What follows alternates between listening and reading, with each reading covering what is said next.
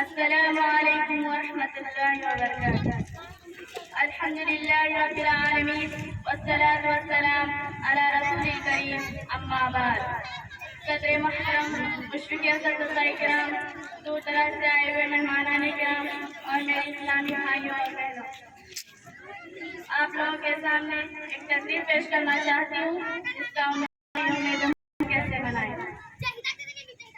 آج یوم جمہوریہ ہے، پورے ملک میں دھوم دھام سے جشن منایا جا رہا ہے۔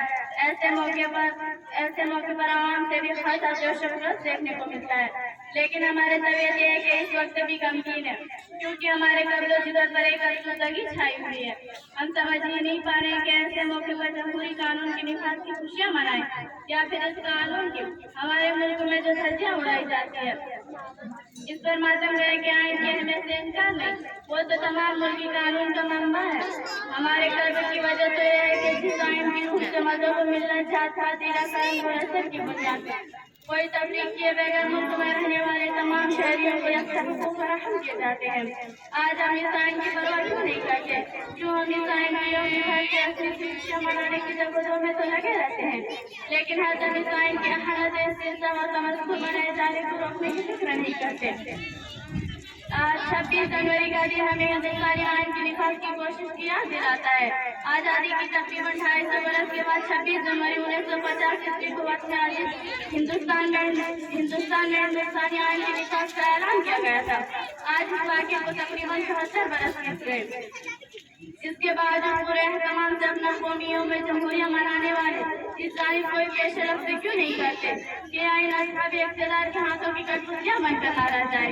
بس انہی سب وجہوں سے ہمارے دلوں میں جمہوریہ خوشی اور کمی کا امتزاج ہے، اور ہمارے دل میں آئین کی نفاذ کی خوشی اور ذہن میں آئین کی نفاذ کی فکر ہے، اور ہم یہی سوچ رہے ہیں کہ آخر یوم جمہوریہ منائیں کیسے۔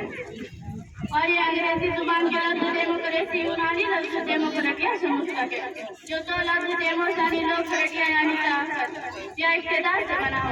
اسی طرح جمہوریت کا معنی ہوئے لوگوں کی طاقت یا لوگوں کی اقتدار، یعنی ایک ایسا نظام حکومت جس کے ہاتھوں میں بار لوگوں کے ہاتھوں میں، نہ کہ فرد واحد یا چند لوگوں کے ہاتھوں میں۔ شاید اسی لیے عوام میں ڈیموکریسی کی عام تعریف بہت مشہور ہے۔ Democracy is the government of the people by and the people, یعنی عوام کی ایسی حکومت جو عوام کی ہو اور عوام کے بنائی ہوئی ہو۔ یہ بات ہم عوام کو بتائے رکھنا، روشنی ہوگی چراغوں کو جلائے رکھنا، روشنی ہوگی چراغوں کو جلائے رکھنا۔ لہو دیکھ کر جس کی حفاظت کی شہیدوں نے، لہو دیکھ کر جس کی حفاظت کی شہیدوں نے، اس ترنگا کو سدا دل میں بسائے رکھنا۔ ملے گی منزل مقصود یہ ایمان رکھتے ہیں، ملے گی منزل مقصود یہ ایمان رکھتے ہیں، ہم اپنی رہنمائی کے لیے قرآن رکھتے ہیں۔ وفاداری وطن سے ہو یہی اسلام کہتا ہے، وفاداری وطن سے ہو یہی اسلام کہتا ہے، ہم اپنے دل کے ہر گوشے میں ہندوستان رکھتے ہیں۔